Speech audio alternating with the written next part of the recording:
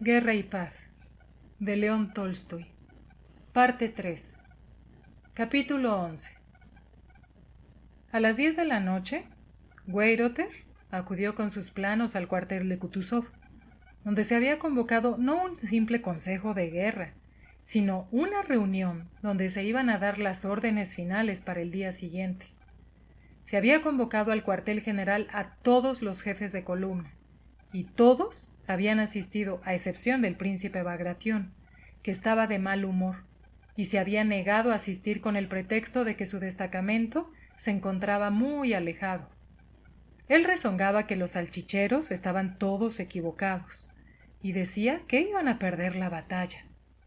Kutuzov ocupaba un castillo palaciego, no muy grande, cerca de Austerlitz. En la gran sala que se había convertido en el despacho del comandante en jefe, estaban reunidos los miembros del Consejo de Guerra, y bebían té, cuando llegó Rostov, el ordenanza de Bagration, con la noticia de que el príncipe no iba a acudir. «Si no va a venir el príncipe Bagration, podemos empezar», dijo Weyrother, levantándose apresuradamente de su sitio y acercándose a la mesa sobre la que estaba extendido un enorme mapa de los alrededores de Brunn y Austerlitz. Kutuzov, con la guerrera desabrochada, de la que, como liberándose, emergía del cuello levantado su grueso cuello, estaba sentado en una butaca volteriana, colocando simétricamente sus rollizas y ajadas manos en los brazos de la misma, y se encontraba prácticamente dormido cuando entró el príncipe Andrei. Abrió con esfuerzo su único ojo y con la boca ensalivada musitó. Sí, por favor, es ya tarde, asintió con la cabeza, la dejó caer y cerró de nuevo el ojo. Si en un primer momento los miembros del consejo pensaron que Kutuzov fingía dormir, los ruidos que hacía con la nariz durante la lectura que siguió a esto demostraban que en ese momento, para el comandante en jefe, la cuestión estribaba en algo mucho más importante que en demostrar su desprecio hacia las disposiciones o hacia cualquier otra cosa. La cuestión para él estribaba en una incontenible necesidad de satisfacer una necesidad humana, el sueño. Estaba verdaderamente dormido.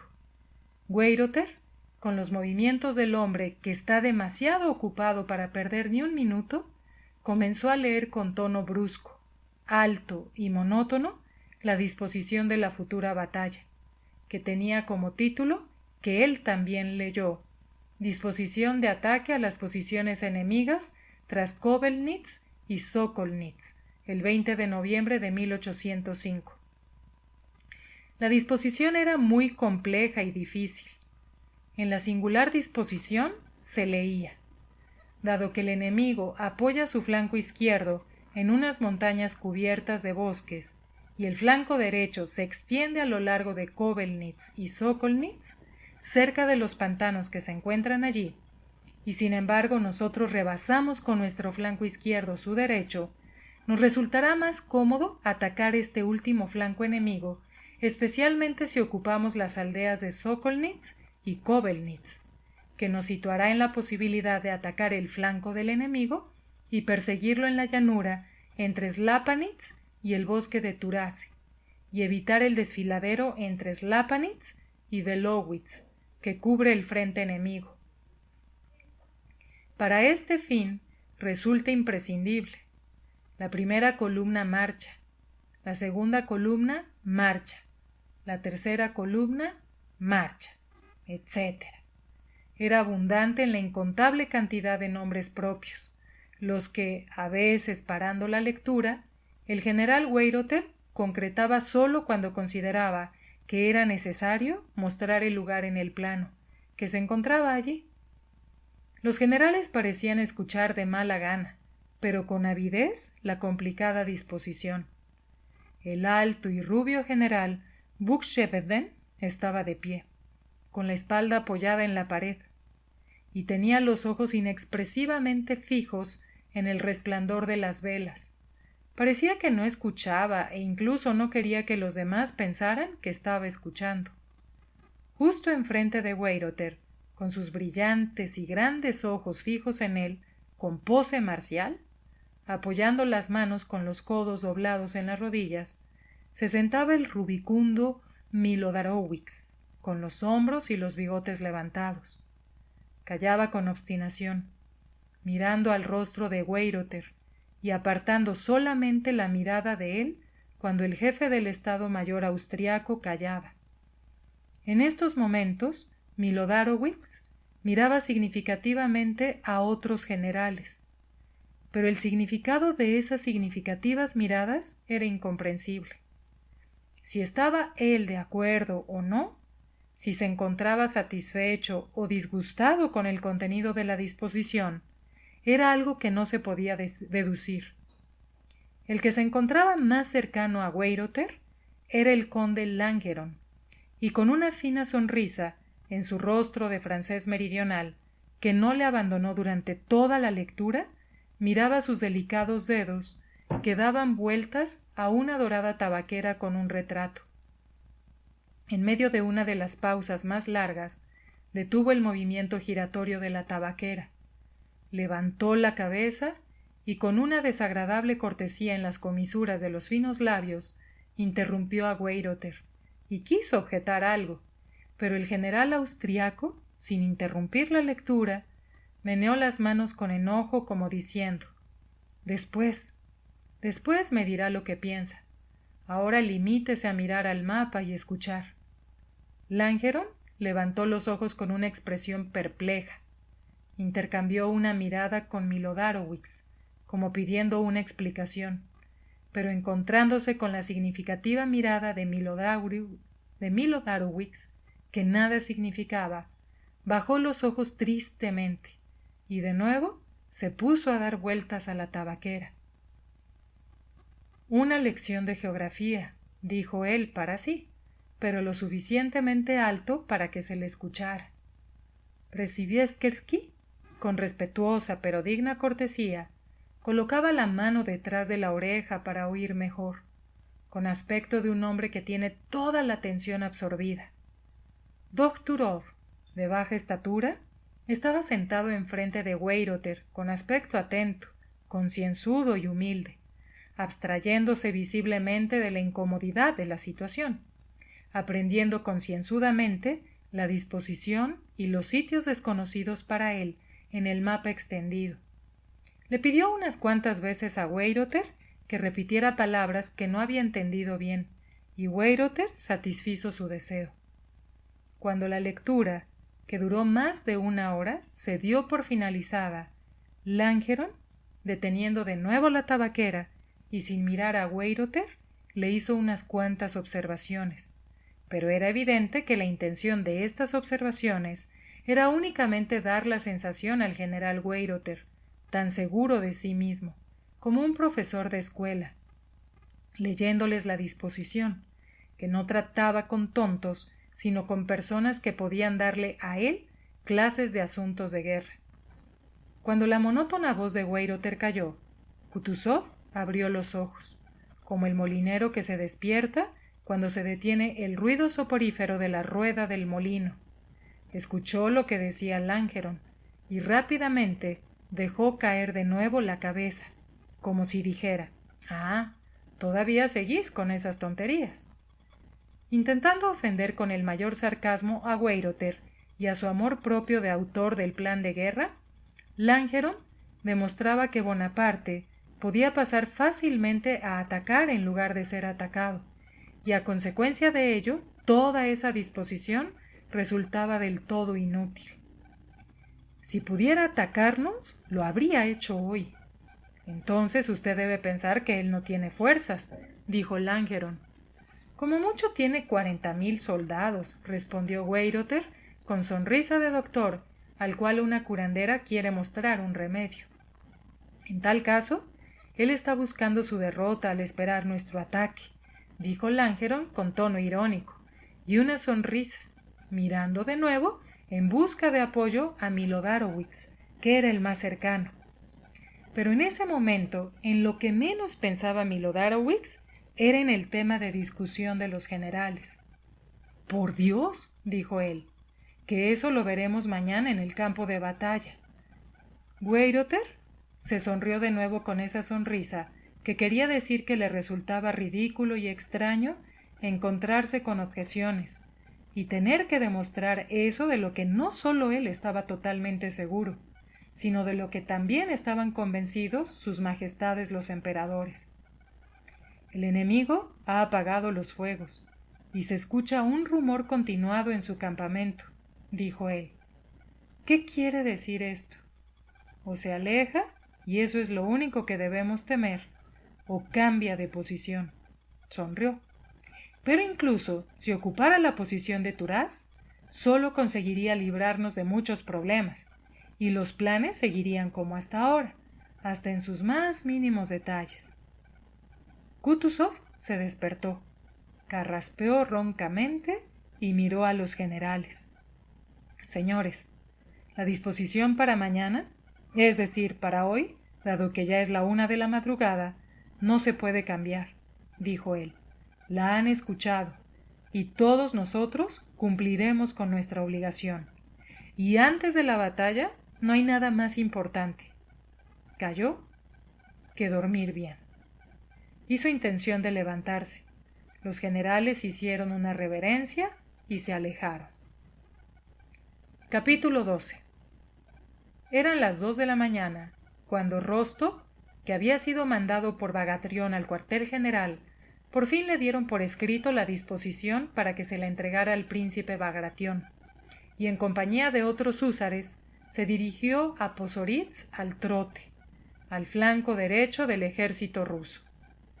La víspera, Rostov no había dormido, encontrándose en la fila del blanco de la vanguardia, y ese día por la mañana había sido llamado por orden de Bagration, y de nuevo no había logrado dormir, así que dormitó todo el rato mientras escribía la disposición y se enfadaba cuando le despertaban diciendo que estaba listo para ponerse en marcha. En el instante en que se sentó en el caballo, se despabiló completamente. La noche era oscura y nublada.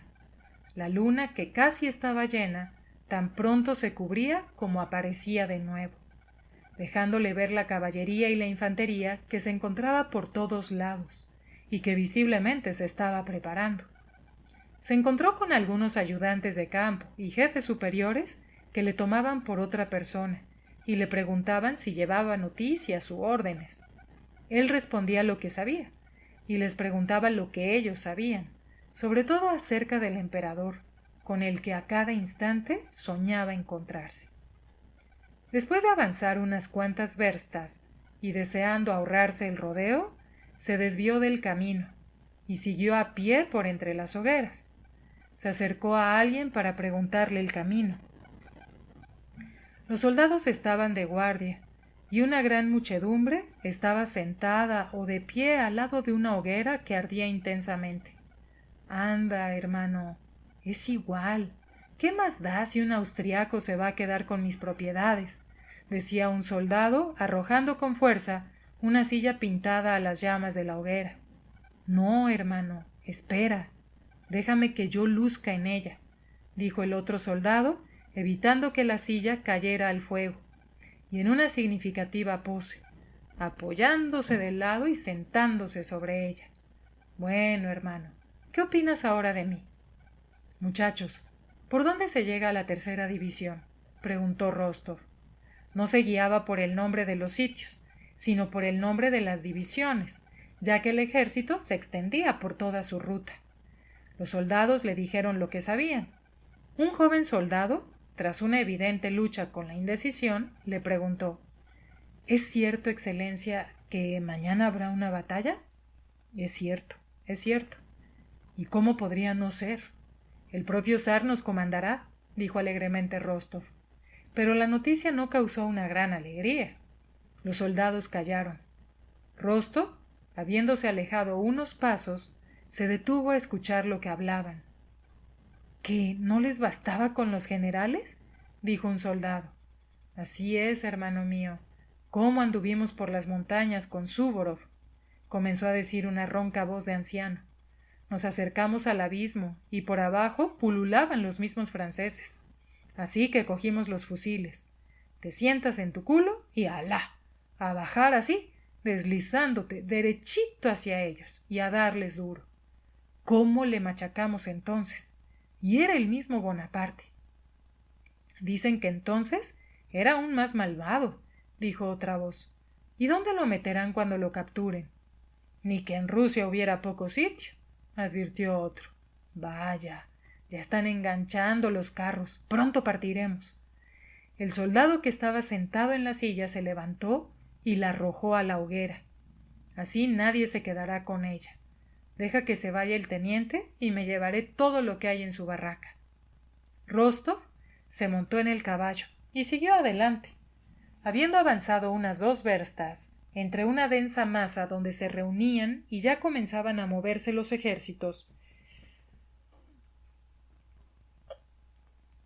en medio de un destacamento de infantería al que llegó un oficial alemán, guía de una columna, se le acercó y le preguntó respetuosamente si sabía alemán, y habiendo recibido una respuesta afirmativa, le pidió que hiciera de intérprete entre él y el comandante del batallón, con el que tenía una cuestión que tratar. El comandante del batallón se echó a reír cuando Rostov y el austriaco se acercaron a él, y en ese mismo instante, sin escuchar a Rostov, se dirigió al austriaco. Comenzó a gritarle con todas sus fuerzas unas palabras que se veía que le gustaban mucho y que ya había repetido muchas veces. Nicht verstehen, alemán. No comprendo vuestro idioma de salchicheros, alemán. Rostov le transmitió las palabras del oficial alemán, pero el comandante del batallón, riéndose, le repitió al alemán todavía unas cuantas veces más su frase favorita. Y finalmente le dijo a Rostov que la orden que le transmitía el guía de columna ya hacía tiempo que la conocía y ya había sido cumplida. El comandante del batallón también preguntó sobre las novedades, y Rostov le contó la noticia que había oído sobre que el propio zar iba a comandar el ejército. Mira por dónde, dijo el comandante del batallón. ¿No es cierto que son unos cerdos?, le dijo a Rostov. De verdad que lo son. Así es, señor húsar, unos verdaderos cerdos. Qué equivocados están todos, pensó Rostov. Rostov siguió adelante. En lugar de ir por las filas de los ejércitos, ya acercándose a la avanzadilla, siguió adelante y salió por la línea de fuego. Eso ya se encontraba más cerca. Habiendo cabalgado desde muy lejos, dejó descansar a su caballo y se puso a pensar en su tema favorito, el emperador y la posibilidad de conocerle más de cerca. De pronto, caminando en la oscuridad, él estaría ahí y diría: «Ve a ver quién hay ahí». Iría a donde quiera que fuese, a averiguar y le llevaría el informe. Y él diría: «¿Quién va? Habla o te mato». Escuchó de pronto el grito del centinela. Rostov se estremeció y se asustó. «San Jorge, Olmutz, Timón», repitió él maquinalmente la consigna del día. Qué triste sería pensar que ellos no se equivocan. Miró alrededor de él y fijó particularmente la mirada en el lado izquierdo donde estaba el enemigo y hacia donde se quería dirigir, pero no se podía distinguir nada, y eso lo hacía más terrible.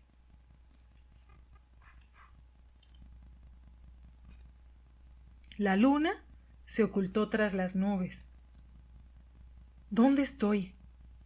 ¿Ya he llegado a la línea de fuego?, pensó Rostov. Se le había hecho terrible. Quiso preguntar a Lúzar, pero le dio vergüenza. Habían estado a punto de matarle. Y si no le mataban hoy, le matarían mañana. Oh, es horrible. Solamente quería dormir. Lo deseaba terriblemente. Y él, con esfuerzo, abrió los ojos. La luna salió de entre las nubes. En la zona izquierda se veía una cuesta a medio iluminar, y enfrente un negro montecillo que parecía tan empinado como una pared. En el montecillo había una mancha blanca que Rostov no se podía explicar de ninguna manera. ¿Era un claro del bosque iluminado por la luna? ¿O restos de nieve? ¿O una casa blanca? Incluso le pareció que alguien se movía por esa mancha blanca. Pero la luna se volvió a ocultar. Si alguien me dispara desde allí, me matará. He venido en vano, pensó Rostov. Me matarán. Que el diablo me lleve. Si no hoy, entonces mañana. Es igual. Solo quiero dormirme y ver en sueños al emperador. Esa mancha debe ser nieve. Un taché, pensó Rostov. Pero aquí no hay ninguna Tasha. Natasha, hermana, ojos negros. Natasha. Lo que se sorprenderá cuando le diga que he visto al emperador. Natashka, tómate la tasca. Nicht verstehen, alemán, ¿sí? Y él levantó la cabeza, que había dejado caer hasta las crines del caballo. ¿En qué estaba pensando? No quiero olvidarlo. Me matarán mañana. No, no es eso. Después. Sí, atacar a la Tache. Atacar. ¿A quién atacan? A los húsares.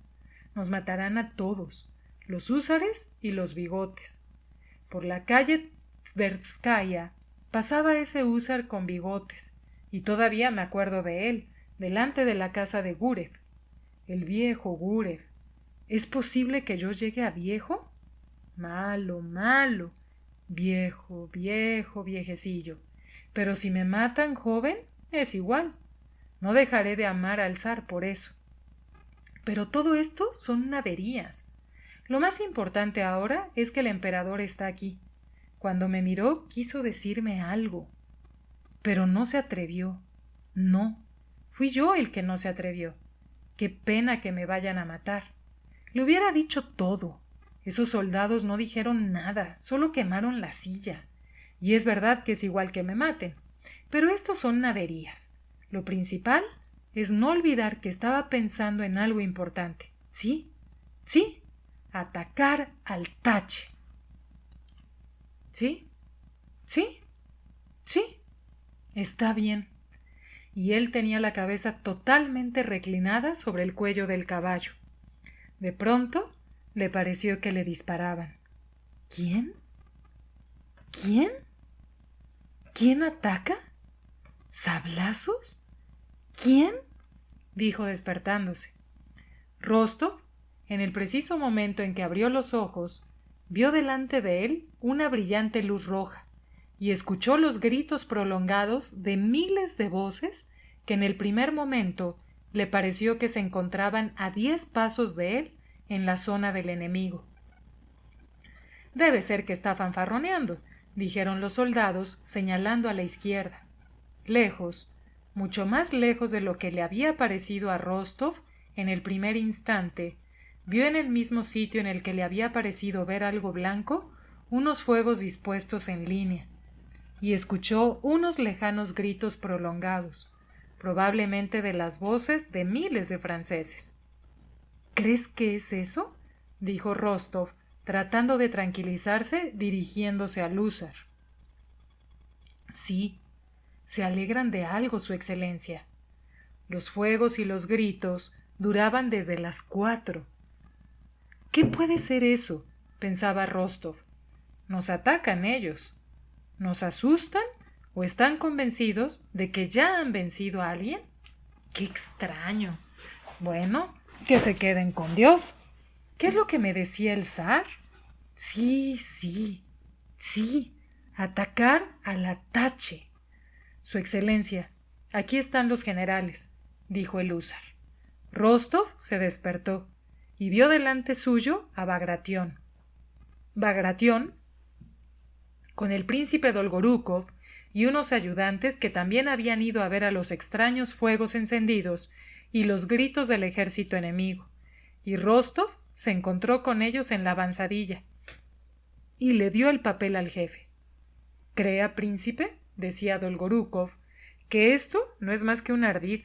Se retira y ha ordenado a la retaguardia encender unos fuegos y hacer ruido para engañarnos».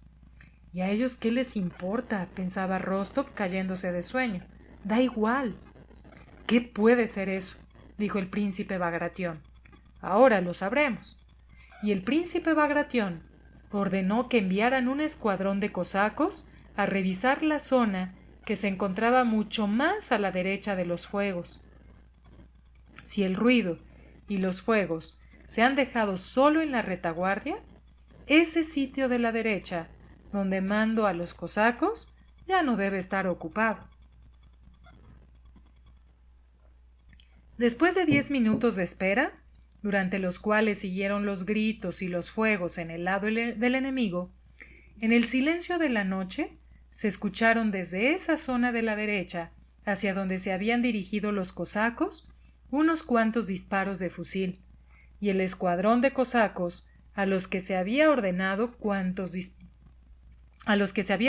retroceder si el enemigo abría fuego contra ellos, salió al trote desde la montaña. «Vaya», dijo el príncipe Bagration al escuchar los disparos. «No, es evidente que no todos se han ido, príncipe. Hasta mañana por la mañana». «Mañana lo sabremos todo», dijo el príncipe Bagration y siguió adelante hacia la casa que ocupaba. «Hasta mañana, pensó Rostov, siguiendo a los generales. «Mañana veremos si nos matan o no, pero hoy hay que dormir». Y casi escurriéndose del caballo, se quedó a dormir allí, en el ala que ocupaba el príncipe Bagration, sin siquiera quitarse la gorra, con la cabeza apoyada en la barandilla. Si la vista de Nikolai Rostov hubiera podido penetrar a través de la niebla de la noche otoñal, penetrar hasta donde ardían los fuegos del enemigo cuando iba por las líneas de la avanzadilla, entonces, en un lugar de la avanzadilla francesa, a una distancia no mayor de 1000 pasos de él, hubiera visto lo siguiente. Sin los fuegos del campamento, en la oscuridad, había carros de fusileros de la infantería, alrededor de los cuales caminaban los centinelas, y detrás de los carros, sobre el mismo suelo o sobre paja, yacían los soldados franceses envueltos en sus capas, y detrás del montón de soldados se alzaba una tienda de campaña. Junto a la tienda se encontraba un caballo de silla y su jinete. Un joven oficial francés salió de la tienda y llamó al sargento. Tras él salió otro francés con uniforme de ayudante de campo. Los cabos llamaron a asamblea, y los soldados, que estaban dormidos, se desesperanzaron, se levantaron, y en 5 minutos se encontraban reunidos alrededor de los 2 oficiales. «¡Soldados! ¡Orden del emperador!», promulgó el oficial, adentrándose en el grupo de la amontonada campaña. Un soldado de infantería sostenía, cubriéndola con la mano, una vela de sebo para iluminar el papel. El fuego comenzó a vibrar, se estremeció y se apagó. El oficial se aclaró la voz, esperando la luz. El soldado cogió un manojo de paja, lo fijó a un palo, lo encendió en la hoguera y lo sostuvo por encima de la cabeza del oficial para darle luz. Apenas un manojo de paja se consumía, otro se encendía, y el oficial pudo leer sin interrupciones todo el contenido de la significativa orden del emperador. Mientras el soldado liaba el manojo de paja, el ayudante le dijo al oficial que sostenía la orden: «Mírelos, y que no haya posibilidad de saber qué es lo que está sucediendo allí», dijo él, señalando a los rusos. «El emperador lo sabe todo», repuso el oficial de infantería. «Atención», y comenzó a leer la orden con cierto énfasis, como en el teatro. Durante la lectura, 3 jinetes se acercaron y se detuvieron tras las filas de soldados que escuchaban la orden. Tras la lectura, el oficial agitó el papel por encima de la cabeza y gritó: «¡Viva el emperador!». Y los soldados elevaron al unísono un alegre grito. En este instante, un jinete, con un sombrero de 3 picos y un capote gris, se adelantó hacia el grupo iluminado por el manojo de paja. Era el emperador. La mayoría de los soldados vieron su rostro, y a pesar de la sombra oscura que cubría la parte superior del mismo, a causa del sombrero, le reconocieron en el acto, y abandonando la formación a causa de la alegría, le rodearon. Los gritos se elevaron más y más, de tal modo que resultaba incomprensible cómo tan pocos soldados podían gritar tan alto. A uno de los soldados se le ocurrió encender 2 manojos de paja más, para iluminar más el rostro del emperador. Otros soldados siguieron el ejemplo del primero, y en todas las líneas ardieron manojos de paja. Los soldados de las compañías y los regimientos vecinos corrieron hasta el lugar en el que se encontraba el emperador, y se esparcieron más y más por las líneas las luces de los manojos de paja, y se generalizaron más y más los gritos que eran cada vez más intensos. Y esos eran los gritos y los fuegos que sorprendieron aquella noche no solamente a Rostov, Bagration o Dolgorukov, sino a todos los regimientos de la avanzadilla del ejército ruso que ya se encontraban en el campo de Austerlitz. Nosotros buscábamos a Napoleón y creíamos sorprenderlo en franca retirada. Incluso temíamos no tener tiempo de alcanzarle. Nuestro ejército se movía apresurada y desordenadamente. Eso que estaba tan detalladamente concebido en los planos y los mapas no podía estar más alejado de su cumplimiento en la realidad. Y por eso, al empezar el día, al encontrarnos con los franceses, sin haber tenido tiempo de ocupar las posiciones que debíamos haber ocupado, no teníamos ninguna posición excepto aquella en la que nos había sorprendido el alba. El mismo Napoleón, habiendo recibido informes de algún traidor sobre nuestras intenciones, o adivinándolas, escogió la mejor posición frente al Brun, y además de esto, en lugar de retroceder como nosotros habíamos supuesto, hizo avanzar a todo el grueso de su ejército a la misma línea de su avanzadilla. Esos fuegos y gritos que sorprendieron a los nuestros en la víspera eran gritos de salutación al emperador, y los manojos de paja encendida con los que los soldados corrían tras él cuando pasaba revista en la avanzadilla estaban preparando a sus regimientos para la batalla.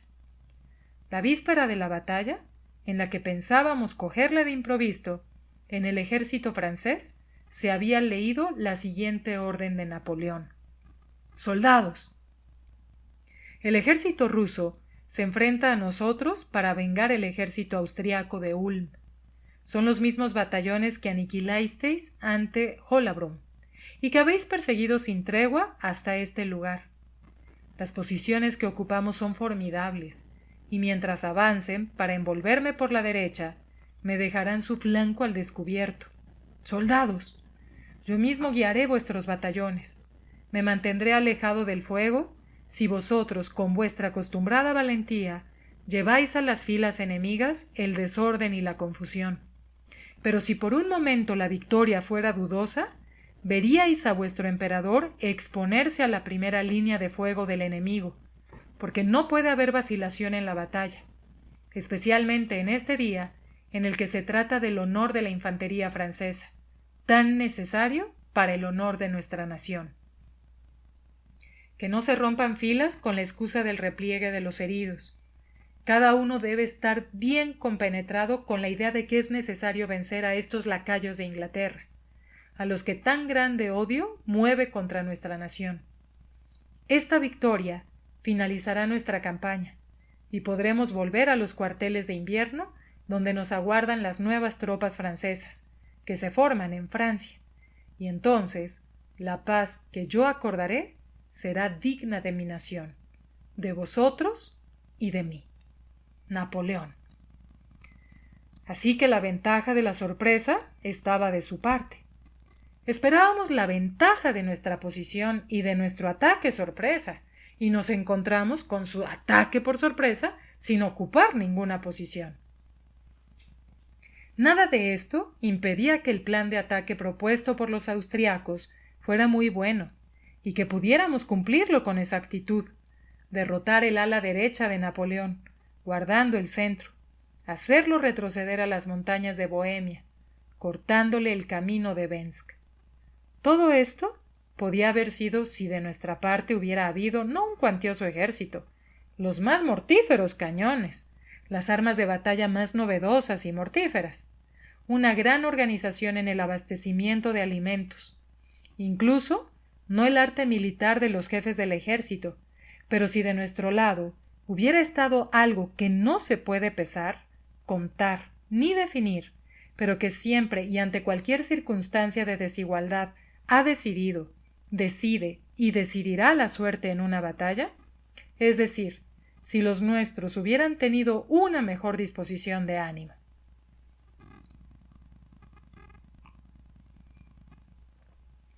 La noche era oscura, nubosa. De vez en cuando se veía la luna. Las hogueras ardieron toda la noche en ambos campamentos, que se encontraban a una distancia de 5 verstas el uno del otro. A las 5 de la mañana, aún era de noche cerrada, el ejército del centro, la reserva y el flanco izquierdo aún se mantenían inmóviles, y en el flanco derecho ya comenzaban a moverse las columnas de infantería, caballería y artillería, que debían ser las primeras en abandonar las colinas, atacar el flanco izquierdo francés y hacerle retroceder a las montañas de Bohemia. El humo de las hogueras, a las que se había arrojado todo lo superfluo, hacía que los ojos se escocieran. Estaba oscuro y hacía frío. Los oficiales bebían té y desayunaban apresuradamente. Los soldados mascaban pan seco, golpeaban el suelo con los pies para calentarse y se reunían alrededor del fuego al que se arrojaba todo lo que fuera de madera para encenderlo y poder fumar. Los guías de columna austriacos pasaban entre las tropas rusas provocando burlas, y esa era la señal de que el ejército pronto iba a ponerse en marcha. Tan pronto como un austriaco se acercaba al comandante de un regimiento, todo comenzaba a agitarse. Los soldados salían corriendo de las hogueras para formar, metiendo las pipas en la caña de las botas. Los oficiales recorrían las filas. Los cocheros y los ordenanzas alistaban los caballos, montaban y acomodaban los carros, y a una orden se ponía en marcha, se santiguaban, se oía el patear de miles de botas, y las columnas se movían sin saber a dónde y sin poder ver a causa de lo que les rodeaban y de la niebla que se espesaba más en el territorio en el que se adentraban. Los soldados se movían en el regimiento lo mismo que un marinero en un barco. Por muy lejos que vaya, y por peligrosas y terribles que sean las latitudes en las que se adentre, siempre reconocerá su entorno, como un marinero reconoce la misma cubierta, los mástiles, las jarcias. Del mismo modo, el soldado ve a los mismos compañeros, filas, bayonetas, mandos. Rara vez el soldado se interesa por conocer la latitud en la que se encuentra su barco. Pero el día de la batalla, Dios sabe cómo y por qué, en el mundo moral del ejército se escucha una nota grave para todos, que suena como el acercamiento de algo decisivo e importante. Los soldados intentan con excitación escapar de los intereses de su regimiento. Escuchan, observan y preguntan ávidamente qué es lo que sucede alrededor de ellos. La niebla se hizo tan espesa que a pesar de que había amanecido, no se podía ver a 10 pasos de distancia. Los arbustos parecían árboles gigantescos y las explanadas precipicios y pendientes. En cualquier parte, en todos lados, era posible toparse con un enemigo que resultaba invisible a 10 pasos.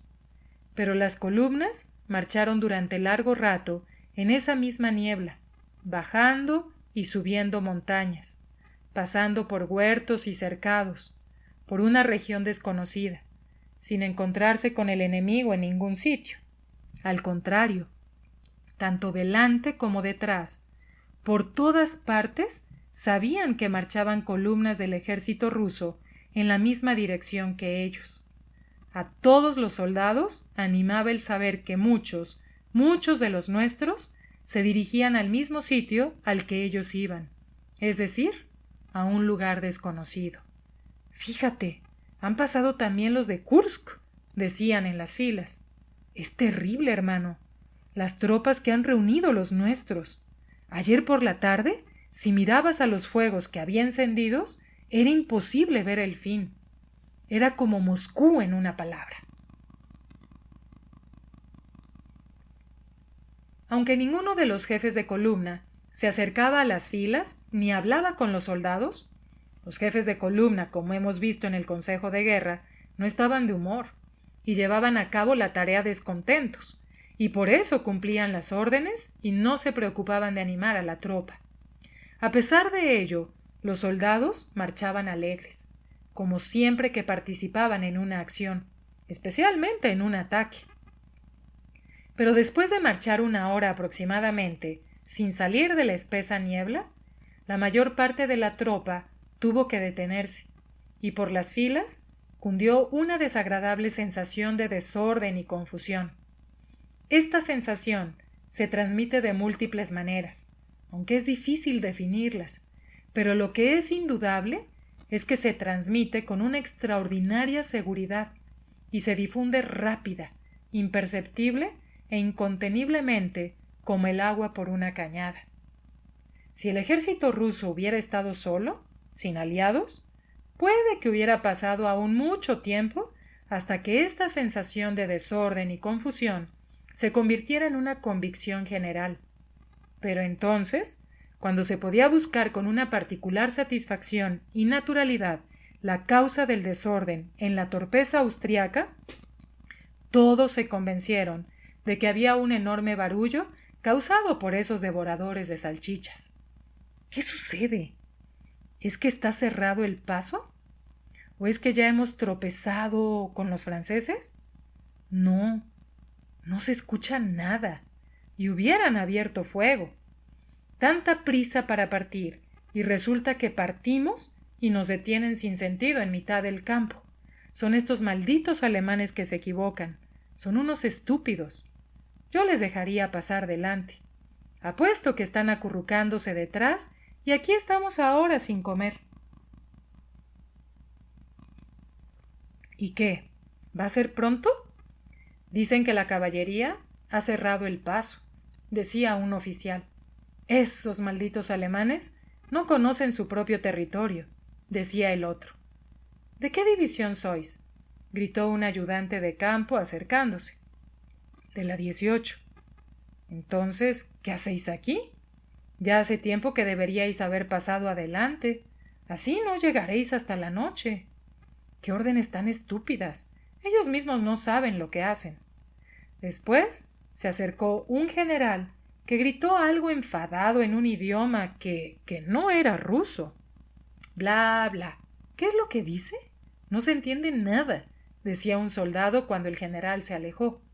Yo fusilaría a todos esos canallas. A las 9 debíamos estar en nuestros puestos, y ni siquiera hemos hecho la mitad del camino. Menudas órdenes.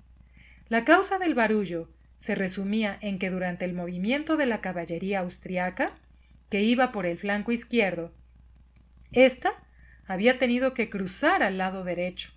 Unos cuantos miles de soldados de caballería avanzaron a la cabeza de la infantería, y ésta tuvo que esperar. Por delante se produjo una discusión entre el guía de la columna austriaco y un general ruso. El general ruso gritaba con rabia, exigiendo que detuviera a la caballería, y el austriaco intentaba demostrar que él no era el culpable, sino el mando superior. Entretanto, las tropas esperaban de pie, aburriéndose y desanimándose. Finalmente, después de una hora de retraso, los ejércitos siguieron avanzando y comenzaron a bajar una colina. La niebla que se había formado arriba se espesaba aún más en la llanura donde bajó el ejército. De pronto, en la niebla, se escuchó un disparo, luego otro, y en la cañada del riachuelo Goldbach comenzó la batalla.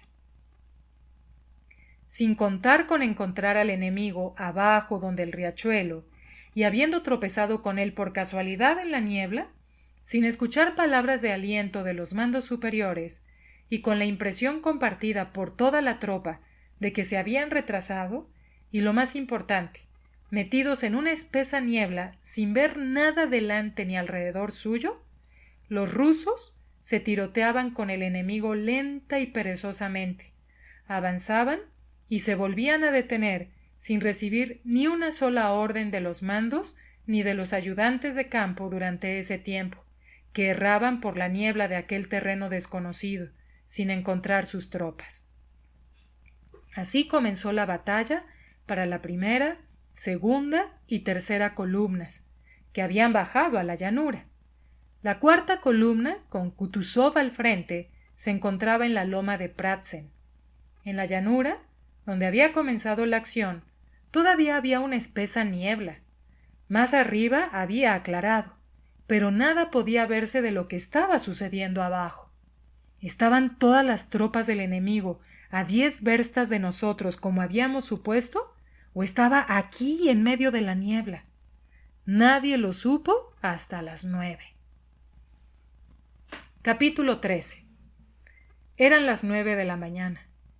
Un completo mar de niebla se extendía abajo, pero en la altura de la aldea de Slalapadnitz, en la que se encontraba Napoleón, rodeado de sus mariscales, había aclarado completamente. Sobre él se elevaba el claro cielo azul, y la enorme esfera del sol navegaba como una roja bola hueca sobre la superficie del lechoso mar de niebla. Ni todo el ejército francés, ni el propio Napoleón con su estado mayor, se hallaban ya en la otra orilla del río, o en las aldeas de Sokolnitz y Slapanitz, en las que debíamos tomar posiciones y lanzar el ataque, sino en esta orilla, tan cercana a nuestras tropas que Napoleón podía a simple vista distinguir un soldado de caballería de uno de infantería. Napoleón se encontraba un poco adelantado a sus mariscales sobre ese mismo caballo gris y con el mismo sombrero y capote con el que el día anterior había visitado los puestos de la avanzadilla. El mismo rostro inmóvil, indiferente y majestuoso, estaba ahora iluminado por el brillante resplandor de la mañana. Observó durante largo rato las colinas, que era como si emergieran del mar de niebla, y sobre las cuales, en la lejanía, se movía el ejército ruso, y escuchaba el ruido de los disparos en la cañada. Sus conjeturas parecían ser ciertas. Una parte de las tropas rusas ya había bajado a la cañada, los estanques y los lagos. Una parte desocupaba las alturas de Pratzen que él tenía la intención de atacar y que consideraba que eran posiciones clave. Veía esa isla, en medio de la niebla, que formaban las dos colinas, y la aldea de Pratzen, que se encontraba en la cima, que se formaba entre ellas. Veía cómo se movían las relucientes bayonetas rusas, avanzando por este desfiladero, y por ambos lados de la aldea, y todas, siguiendo una única dirección hacia la cañada, desaparecían en el mar de niebla. Según las noticias que había recibido por la noche, por el ruido de las ruedas y de los pasos que se escuchaban por la noche en los puestos de la avanzadilla, por el desordenado movimiento de las columnas rusas, según todas las conjeturas, veía claramente que los aliados le creían lejos, que las columnas que se movían cerca de Pratzen constituían el centro del ejército ruso, y que el centro ya se había debilitado lo suficiente para atacarlo con éxito, pero aún no ordenaba lanzarse al ataque. Aquel era para él el día solemne de su coronación. Antes del alba había dormido unas cuantas horas y fuerte, alegre y descansado, con esa feliz disposición de ánimo con la que todo nos parece posible y todo se consigue, montó a caballo y se dirigió al campo. Estaba inmóvil, mirando a las colinas que se iban haciendo visibles entre la niebla, y en su hermoso rostro de 28 años había el mismo matiz de felicidad segura de sí misma y bien merecida que aparece en el rostro de un feliz y enamorado muchacho de 16 años. Los mariscales estaban algo alejados de él y no se atrevían a distraer su atención. Miraba bien a las colinas de Pratzen, bien al sol que emergía de la niebla. Cuando el sol hubo salido completamente de la niebla y comenzó a brillar con un deslumbrante resplandor sobre los campos y la niebla, como si él solo estuviera esperando a esto para empezar la acción, quitándose el guante, hizo un gesto con su hermosa y blanca mano a los mariscales. Ellos se acercaron a él y dio orden de comenzar la batalla. Los mariscales, en compañía de los ayudantes de campo, galoparon en diversas direcciones, y tras unos instantes el grueso de las fuerzas del ejército francés se movía con presteza hacia las colinas de Pratzen, que las tropas rusas evacuaban progresivamente, descendiendo hacia la izquierda en la cañada, donde cada vez se intensificaba más el infructuoso tiroteo. Kutuzov entró a caballo en Pratzen al frente de la cuarta columna, la que debía ocupar el puesto de la columna de Przemysl y Langeron, que ya habían descendido. Saludó a los miembros del primer regimiento y dio orden de avanzar, mostrando así que tenía la intención de conducir él mismo esa columna. Al entrar en la aldea de Pratzen, se detuvo, considerando lo que iba a ser el campo de batalla. El príncipe Andrei se encontraba al lado del comandante en jefe, entre un montón de personas de su séquito.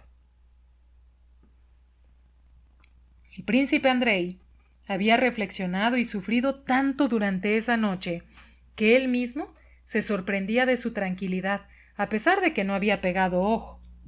Esa mañana sentía que las capacidades de su alma no excedían los límites de la observación y la actividad física.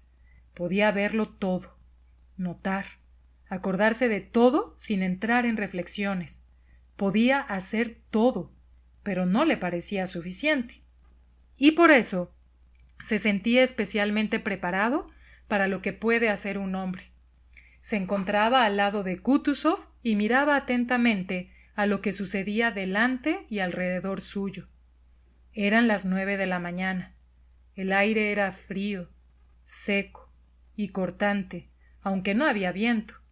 La niebla que se había formado por la noche había dejado en las colinas solamente escarcha que se había transformado en rocío, pero en la cañada aún se extendía un mar lechoso. No podía verse nada en el lado izquierdo de la cañada, donde descendían nuestras tropas, y desde donde llegaba el ruido de los disparos. Sobre las colinas se elevaba el claro cielo, y a la derecha emergía el enorme disco solar sobre la niebla. El sol parecía un esférico flotador rojo que balanceándose flotaba sobre la superficie del mar de bruma. Adelante, a lo lejos, en esa orilla del mar de niebla, se veían emerger colinas boscosas, en las que debía encontrarse el ejército enemigo. A la derecha se veía a la guardia sumergirse en los dominios de la niebla, con el retumbar de pasos y ruedas y el brillo de las bayonetas. A la izquierda la misma masa de caballería, infantería y artillería se acercaban y desaparecían en el mar de niebla. Próximas a él, el príncipe Andrei veía todas esas figuras conocidas y poco interesantes de Kozlovsky, Nesvitsky y otros. Adelante, sobre un caballo no muy alto, se divisaba la espalda encorvada de Kutuzov. Kutuzov le parecía aquel día al príncipe Andrei una persona completamente diferente de la que había conocido en su buena época. No había en él esa oculta seguridad y la anciana tranquilidad del silencioso desprecio hacia la gente y la fe en sí mismo que el príncipe Andrei apreciaba de él. Ese día, el comandante en jefe parecía extenuado, aburrido e irritado. Diga de una vez que formen columnas en el batallón y que envuelvan la aldea, dijo con enojo a un general subalterno. ¿Cómo es que no comprende su excelencia, muy señor mío, que no se puede hacer desfilar así al ejército por una calle de un pueblo cuando se marcha contra el enemigo? Planeaba hacerles formar delante del pueblo, su excelencia, respondió el general. Kutuzov se echó a reír con cólera. Muy buena idea eso de formar a la vista del enemigo. Muy buena idea. Su excelencia, según la disposición, debemos avanzar aún 3 verstas hasta las filas enemigas. ¿La disposición? Gritó colérico Kutuzov. ¿Y quién le ha dicho eso? Haga el favor de hacer lo que le mando. A sus órdenes. Bueno, querido, le susurró al príncipe Andrei Nesvitsky, que seguía en su sitio con un aspecto simpático, seguro y procaz. Parece que el viejo está de muy mal humor. Hasta Kutuzov se acercó un oficial austriaco con un penacho verde y uniforme blanco, y le preguntó en nombre del emperador si la 4ª columna había entrado en acción. Kutuzov, sin responderle, frunció el ceño. Se volvió, y su mirada tropezó involuntariamente con la del príncipe Andrei, que se encontraba a su lado. Al reparar en Volkonsky, la expresión de rabia y mordacidad de la mirada de Kutuzov se suavizó, como si reconociera que su ayudante de campo no tenía culpa alguna de lo que sucedía. Y sin responder al ayudante de campo austriaco, se volvió a Volkonsky. Vaya a enterarse, querido. Decían dispuesto ya a los tiradores, dijo él. ¿Qué hacen? ¿Qué hacen? Dijo para sí, aún sin responder al austriaco. Efectivamente, habían olvidado situar tiradores delante de las columnas, y el príncipe Andrei ordenó al mando más cercano, de parte del comandante en jefe, que enmendara el descuido. La niebla ya se había dispersado completamente. Eran las 10 de la mañana. Ya habían pasado más de 4 horas desde que Napoleón, a quien nosotros creíamos a 10 verstas de nuestras tropas, pero que se encontraba con todo su ejército allí, en ese mar de niebla que se extendía a nuestro alrededor, hubiera dado a los mariscales orden de atacar. El tiroteo en el flanco izquierdo, en la cañada, se había hecho más intenso, frecuente y audible, y los caballos que montaban Kutuzov y su séquito levantaban las orejas al escucharlo. Y el comandante en jefe, decrépito y sin fuerzas, con su grueso cuerpo abandonado sobre la silla de montar y con las abultadas mejillas descolgadas, montaba en silencio, con la cabeza abandonada hacia adelante, y aún no daba la orden de avanzar a la 4ª columna que él comandaba. En ese momento, a las 10, a la espalda de Kutuzov, se oyó a lo lejos el sonido de las situaciones de los regimientos, y comenzó a acercarse por la prolongada línea de las columnas rusas. Era evidente que aquel a quien saludaban avanzaba con rapidez. Cuando gritaron los soldados del regimiento que comandaba él, se hizo a un lado y miró. Parecía como si galopase por el camino de Pratzen todo un escuadrón de jinetes de variados colores. 2 de ellos cabalgaban juntos delante de los demás. Uno vestía un uniforme negro con un penacho blanco montando un caballo alazán. El otro llevaba un uniforme blanco, y montaba un caballo negro. Eran los dos emperadores con su séquito. Kutuzov, con la afectación del veterano que se encuentra en el frente, ordenó formar y saludar al emperador. Toda su figura y sus modales cambiaron repentinamente. Adoptó el aire de un subalterno que no discurre. Él, actuando con una afectada elegancia y respeto, que era evidente que sorprendía desagradablemente al emperador Alejandro, se acercó, saludó e informó. La impresión desagradable pasó solo como una pequeña nube en un claro cielo por el juvenil y feliz rostro del emperador. Estaba un poco más delgado esos días tras la indisposición que en el campo de Olmutz, donde le vio Volkonsky por primera vez en el extranjero. Pero en sus hermosos ojos grises había la misma fascinadora mezcla de majestuosidad y dulzura, y en los finos labios la misma expresividad, y sobre todo el aire de inocente y bondadosa juventud. En la revista de Olmutz resultaba más majestuoso. Ahora parecía más alegre y enérgico. Estaba algo sofocado después de galopar esas 3 verstas y, deteniendo el caballo, respiró hondo y miró a los rostros de los miembros de su séquito, tan jóvenes y animados como el suyo. Allí se encontraban también el mono bonito de Czartorsky y la original figura de Novosiltsevich, y el príncipe Volkonsky y Stroganov, todos ellos jóvenes apuestos, elegantes y ricamente vestidos, montados en hermosos caballos bien cuidados y de refresco, aunque ligeramente sudados. El emperador Francisco, un joven rubicundo de rostro alargado, mantenía la cabeza y el cuerpo erguidos, montando un potro negro extraordinariamente hermoso, y tenía un aire apuesto y tranquilo. Miraba en silencio a su alrededor, manteniendo la cabeza alta. Preguntó algo con aspecto significativo a uno de sus ayudantes de campo con uniforme blanco. Seguramente le está preguntando a qué hora salieron, pensó el príncipe Andrei, con una sonrisa que no pudo contener, observando con curiosidad a su viejo conocido. En el séquito del emperador había una representación de jóvenes oficiales rusos y austriacos, del ejército y de la guardia. Entre ellos, cubiertos con gualdrapas bordadas, iban guiados por los palafreneros, los caballos de refresco de los zares, de una excepcional hermosura. Como si a través de una ventana abierta hubiera entrado de pronto un fresco viento campestre a una habitación llena de un aire viciado, así fue como la juventud, energía y seguridad en la victoria de esta brillante juventud en cabalgata irrumpió en el lugar. Así, al menos le pareció al príncipe Andrei mirándoles. Parecía haber tal vigoroso ímpetu en esa brillante pléyade que parecía que nadie podía resistirse frente a ellos.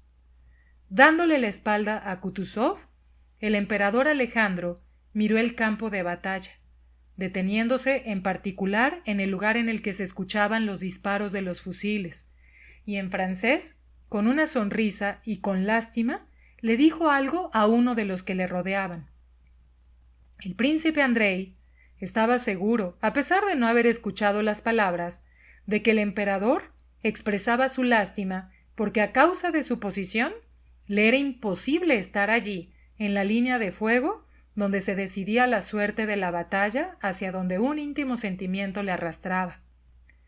¿Por qué razón no comienza Mijaíl Larionovich?, le dijo el emperador Alejandro a Kutuzov con una cariñosa sonrisa, y mirando al mismo tiempo cortésmente al emperador Francisco. Estoy esperando, su excelencia, respondió Kutuzov, inclinándose respetuosamente. Pero no estamos en Tsaritsyn Luj, donde no se comienza el desfile hasta que todo el regimiento ha llegado, dijo con un leve reproche, mirando de nuevo cortésmente a los ojos del emperador Francisco, como si le invitara, si ya no a tomar parte, sí a escuchar lo que él decía. Pero el emperador Francisco, que continuaba mirando en derredor, meneó la cabeza. Por eso es por lo que no empiezo, señor, dijo Kutuzov, cuyo rostro se estremeció, y por el que pasó una sombra de enfado. Por eso es por lo que no empiezo, señor, dijo él con un tono cortante y sonoro, porque no estamos ni en un desfile ni en el Tsaritsyn Luj. En todos los rostros del séquito del zar, que por un momento se miraron los unos a los otros, se reflejó una queja y un reproche. Por muy viejo que sea, no debería de ninguna manera hablar así, decían esos rostros. El zar miró fija, cariñosa y atentamente a los ojos de Kutuzov, esperando que dijera algo más. Pero si su excelencia lo ordena, dijo Kutuzov, cambiando de nuevo al anterior tono inexpresivo del general obediente que no discurre. Espoleó al caballo y dio la orden de atacar. El ejército comenzó a organizarse, y 2 batallones del regimiento de Novgorod y del batallón de Abserdon avanzaron por delante del emperador. En el momento en que pasaba el batallón de Asperon, la singular figura de un pequeño general que involuntariamente sorprendía por su agilidad y presunción, sin capote, vestido con uniforme y con decoraciones, y un sombrero de ala ladeado con un enorme penacho, hizo avanzar a su caballo hacia adelante, y saludando marcialmente, lo detuvo frente al emperador. Volkonsky no pudo reconocer al instante en ese belicoso general de ojos brillantes y el rostro vuelto hacia arriba al mismo Milodorowicz, que había traído de tan buena fe no dormirse en el consejo de guerra que había tenido lugar la tarde de la víspera. Vaya con Dios, general, le dijo el emperador. Su excelencia, haremos todo lo posible, respondió él, alegre, sin vacilación y solemnemente, aunque sin dejar por ello de provocar una sonrisa burlona en los miembros del séquito del emperador por su mal francés. Milodorowicz hizo girar bruscamente a su caballo y se puso un poco por detrás del zar. Los soldados del regimiento de Abserdon, animados por el ruido de los disparos y por la presencia del emperador, pasaron por delante del mando con paso vivo y marcial. «¡Muchachos!», gritó con voz fuerte, segura y alegre Milodorowicz, que estaba hasta tal punto animado por el ruido de los disparos, el ansia de batalla y ante la vista de los jóvenes del batallón, que eran ya sus compañeros en época de Suvórov en la campaña de Italia, que incluso se olvidó de la presencia del emperador. «¡Muchachos! No es la primera vez que tomáis una aldea», gritó él, y espoleando el caballo precipitadamente y saludando de nuevo al emperador, siguió cabalgando hacia adelante. El caballo del emperador hacía extraños a causa de la impaciencia. Era el mismo caballo que montara ya en las revistas en Rusia y ahora en el campo de Austerlitz, llevando a su jinete, soportando los distraídos golpes de su pie izquierdo. Levantaba las orejas al oír el ruido de los disparos, exactamente igual que los había hecho en el campo de Marte.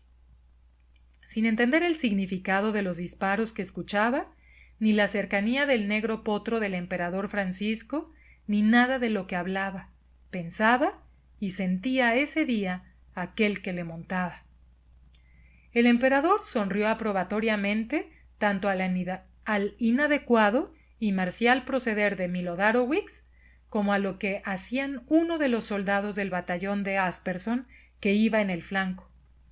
Este soldado, al escuchar el grito del general, se estremeció y quiso él mismo gritar «¡A sus órdenes!», pero después reflexionó, desistió de su empeño y guiñó marcialmente a Milodorowicz, que se alejaba cabalgando.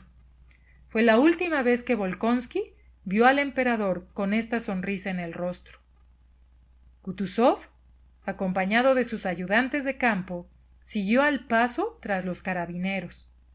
Kutuzov recorrió media versta tras la columna y se detuvo ante Pratzen, frente a una solitaria casa abandonada, que seguramente había sido una taberna, en el cruce de 2 caminos.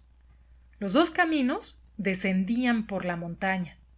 aunque de la niebla ya solo quedaban jirones sobre la cañada, y el sol, como deslumbrantes lenguas de luz, se vertía sobre los campos, los bosques y las colinas, aún no se podía ver al enemigo, y las tropas y el mando avanzaban sin apresurarse, aún aguardando el choque.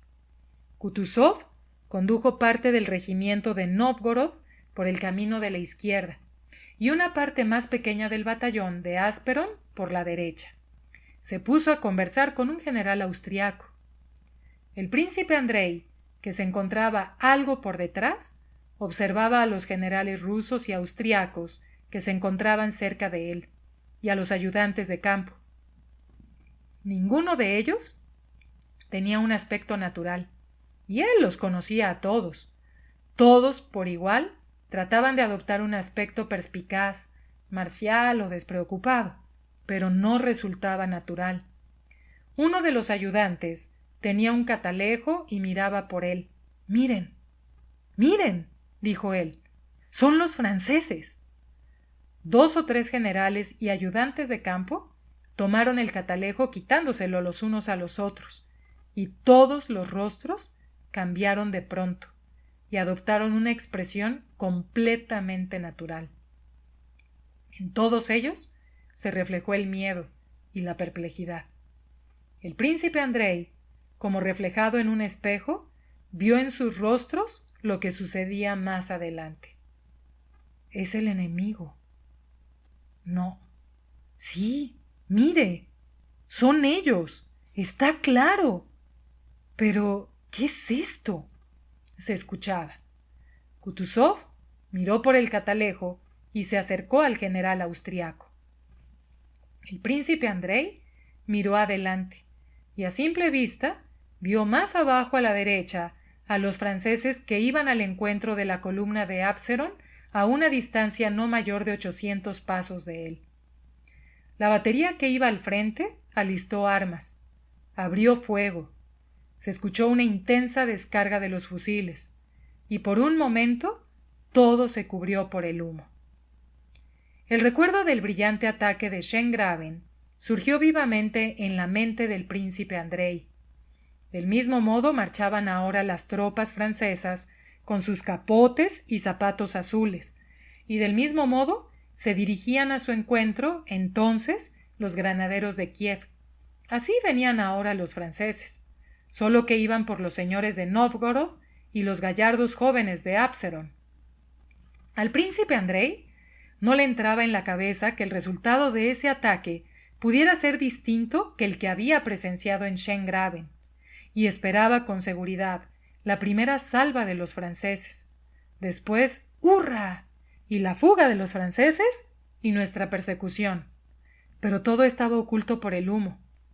Los disparos se fundían en un solo sonido y no se podía divisar nada. Cerca de la taberna corrían hacia adelante soldados rusos de infantería. Esto no duró más de 2 minutos, pero resultó que el ruido de las descargas comenzó a acercarse en lugar de alejarse, y al límite de su asombro, el príncipe Andrei sintió que Kutuzov hacía un gesto de desesperación. Un soldado herido pasó corriendo con un grito de dolor al lado de la taberna. Luego un segundo, un tercero, y una multitud de soldados y oficiales corrieron tras ellos, apartando bruscamente del camino a Kutuzov y a su séquito. Una mezcla de rusos y austriacos, acrecentando la multitud, corrían hacia atrás, hacia el lugar en el que 5 minutos antes habían desfilado delante del emperador. Volkonsky miraba sin dar crédito y sin fuerzas para comprender lo que estaba sucediendo ante sus ojos. Buscaba con los ojos el rostro de Kutuzov para obtener de él la aclaración de lo que estaba sucediendo, pero Kutuzov, reculando hacia el sitio en el que se encontraba Volkonsky, le decía algo rápidamente, con gestos, al general que se encontraba cerca de él. Nesvitsky, que había sido enviado adelante con el rostro rabioso y colorado, tan distinto a sí mismo, gritaba que las tropas huían y le rogaba a Kutuzov que retrocediera, afirmando que si no le hacía caso, sería hecho prisionero por los franceses, que ya se encontraban a 200 pasos de ellos. Kutuzov no le respondía, y Nesvitsky, con un aspecto de rabia tal que el príncipe Andrei jamás había visto ni habría podido imaginarse en él, se dirigió a él. «No lo entiendo», gritaba. «Todos huyen. Hay que marcharse. Nos matarán a todos o nos masacrarán como ovejas». El príncipe Andrei, apenas conteniendo el temblor de su mandíbula inferior, se acercó a Kutuzov. «Deténgalos», gritaba el comandante en jefe, señalando a un oficial del regimiento de Absalón que, habiendo recogido el abrigo, pasó al trote por su lado, con la multitud que cada vez era más numerosa. «¿Qué es esto? ¿Qué es esto?».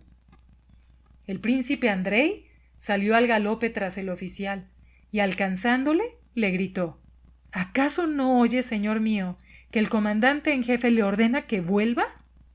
«Ah, si eres tan listo, anda tú mismo», dijo groseramente el oficial, que era evidente que bajo la influencia del pánico había perdido cualquier noción de superior e inferior y de cualquier tipo de subordinación. En el preciso momento en el que el príncipe Andrei salía al galope entre los otros soldados y había conseguido abrirse camino, golpeando a su caballo en la panza, la muchedumbre, que iba aumentando, continuaba su carrera directamente a Pratzen, al mismo sitio en el que se encontraban los emperadores y su séquito. Las tropas corrían en una multitud tan espesa que una vez que te atrapaba era difícil salir de ella. Alguien gritaba: «¡Vamos! ¿Por qué te demoras?». Alguien, volviéndose en ese momento, disparó al aire. Alguien golpeó el caballo que montaba el príncipe Andrei. Volkonsky entendió rápidamente que era imposible llegar, incluso a pensar en detener a los que corrían, y que lo único que podía hacer era librarse de esa masa, donde a cada minuto se arriesgaba a ser abatido junto con su caballo, aplastado o alcanzado por una bala, y acercarse al comandante en jefe con el que podía albergar la esperanza de morir con dignidad. Con un grandioso esfuerzo logró librarse de la riada de gente y hacerse a la izquierda. Saltó unos arbustos que se encontraban al lado del camino.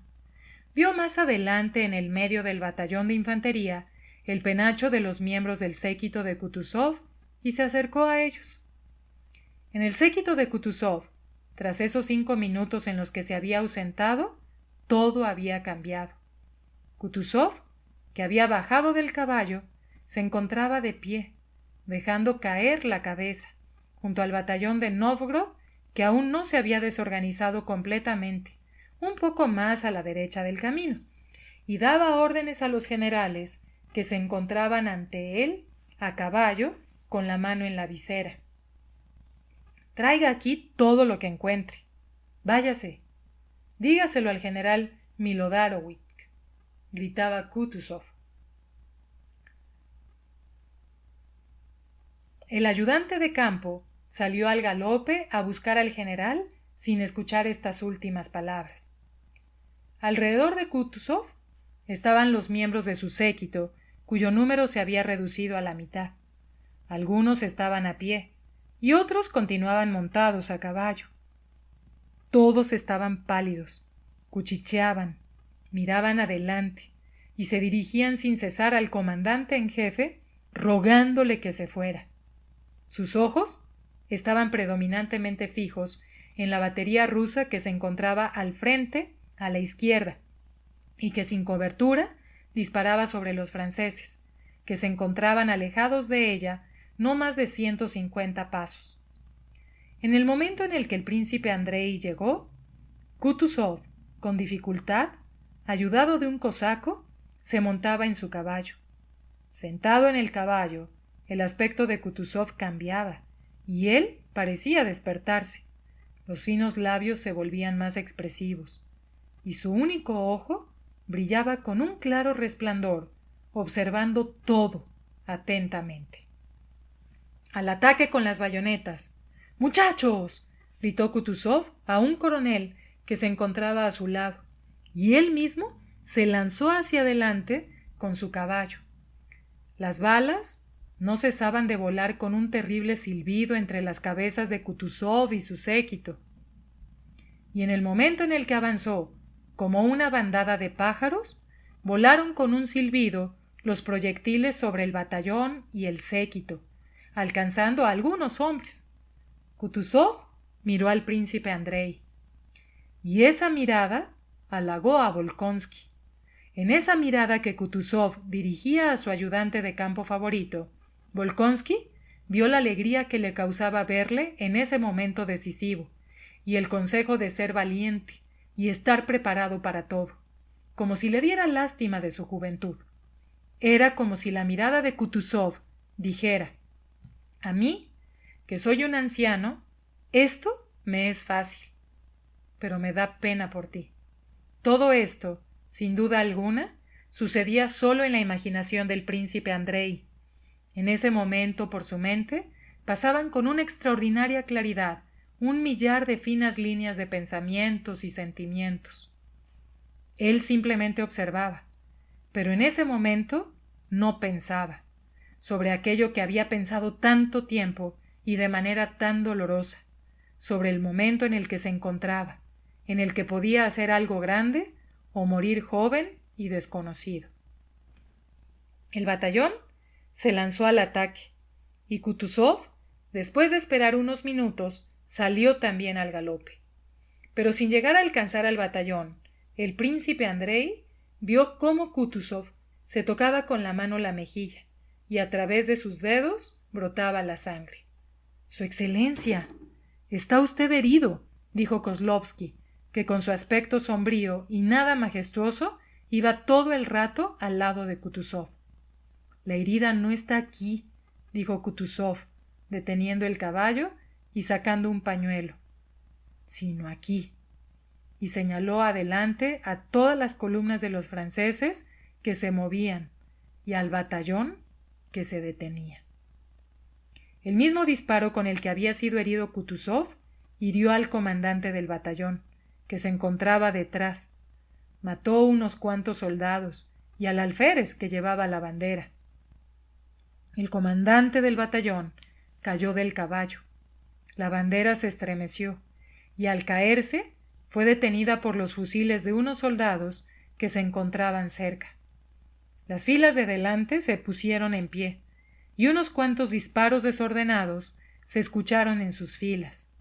Kutuzov apretó el pañuelo teñido de rojo contra la mejilla herida. «¡Ah!», mugió como a causa del dolor Kutuzov, golpeando con las espuelas al caballo y galopando hacia el centro del batallón. En ese momento, a su lado, solo quedaban el príncipe Andrei y Kozlovsky. «¡Qué vergüenza, muchachos! ¡Qué vergüenza!», gritó Kutuzov con un voluntario tono de sufrimiento en la voz, arrojando el pañuelo al suelo. Los soldados miraban con incredulidad. «¡Adelante! ¡Soldados!». Los soldados, sin moverse, disparaban, y no avanzaban a la batería, que ya dejaba de disparar, y delante de la cual, a diferentes distancias, ninguna mayor de 100 pasos, se encontraban los franceses. Pero los franceses avanzaban, y los nuestros permanecían quietos, disparando. Era evidente que la suerte de la batalla dependía de quién se arrojara con mayor decisión hacia esos cañones. «¡Oh!», mugió una vez más Kutuzov con aspecto de desesperación y mirando maquinalmente al pañuelo ensangrentado, como si recordara su juventud, el asalto a Ismailovsky. Enderezándose de pronto, su único ojo relumbró y se lanzó hacia adelante. «¡Hurra!», gritó él con una voz que, evidentemente por su debilidad y su ronco y anciano sonido, no respondía a toda la energía de su estado de ánimo. Escuchando su voz y reparando en su falta de fuerza física, él, como si buscara ayuda con la brillante pupila que ocupaba todo el ojo y con una expresión brutal en el rostro, miró a sus ayudantes. Kozlovsky fue el primero con el que su mirada tropezó. le rodeó para fijarse en el príncipe Andrei. Volkonsky, susurró él con la voz temblorosa a causa de la conciencia de su falta de fuerza. Volkonsky, susurró él, señalando al desordenado batallón y al enemigo. ¿Qué es esto? Pero antes de que terminara de decir esas palabras, el príncipe Andrei, sintiendo también que lágrimas de vergüenza, rabia y arrebato se le venían a la garganta, ya galopaba hacia adelante para cumplir con lo que Kutuzov esperaba de él y para lo que estaba preparado desde hacía tanto. Azuzó el caballo, adelantó a Kutuzov y acercándose hasta la caída bandera, saltó del caballo, sin saber él mismo cómo, y la alzó. «Muchachos, adelante», gritó con penetrante voz infantil.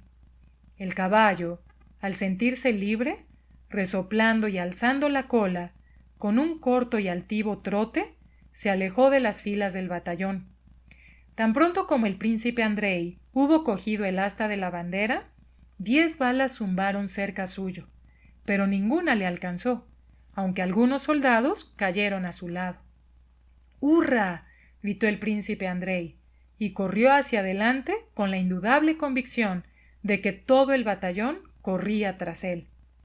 Y ciertamente corrió en soledad únicamente unos pasos. Se le unió un soldado y luego otro, y todo el batallón, al grito de hurra, se lanzó hacia adelante a la carrera.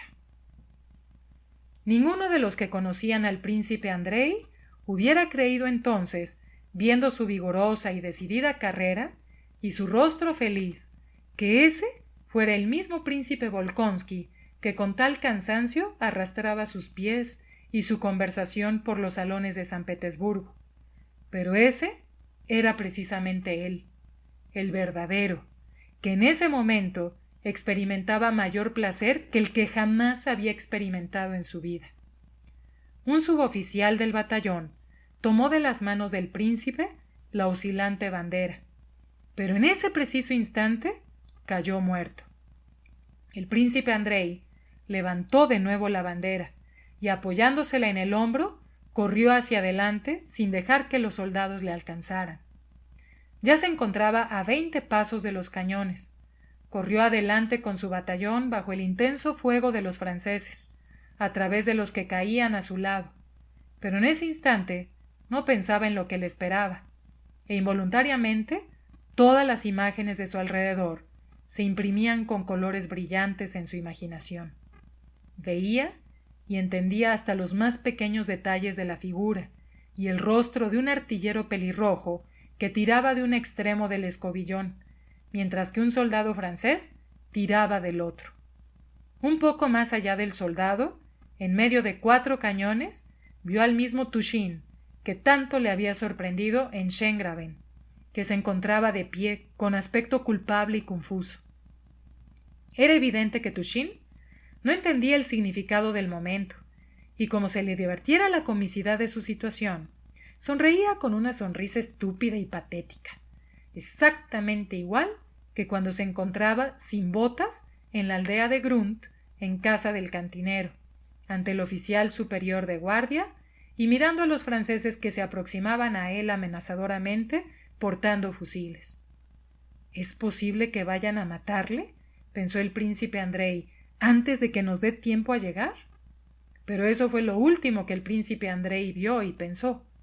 De pronto, sintió como si un soldado cercano le hubiera golpeado en el lado izquierdo con toda la fuerza de un recio madero. El dolor no fue muy grande, pero lo principal es que le resultó desagradable, porque ese dolor le distrajo de terminar de atender a lo que estaba presenciando que le interesaba sobremanera. Y he aquí un extraño suceso. Sus piernas cayeron como a un foso. Vaciló y cayó.